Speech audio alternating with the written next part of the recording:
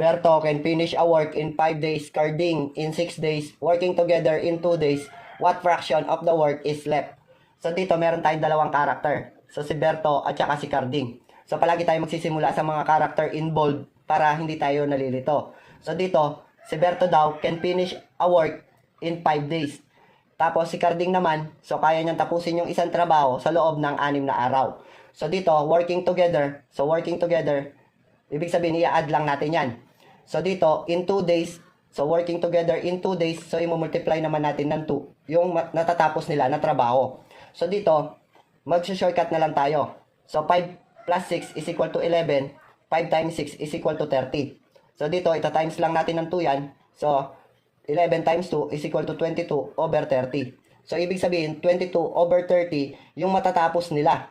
So ang tinatanong, what fraction of the work is left? So yung hindi nila matatapos na trabaho, yung tinatanong. Ibig sabihin, kukunin lang natin yung 100% nito. So ang 100% ng 22 over 30 is 30 over 30.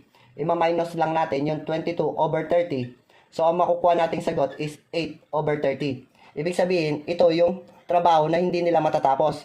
So pwede pa nating pababain yan kasi hindi pa yan nakasimplified.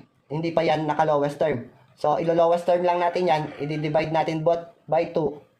So, ang makukuha nating sagot is 4 over 15.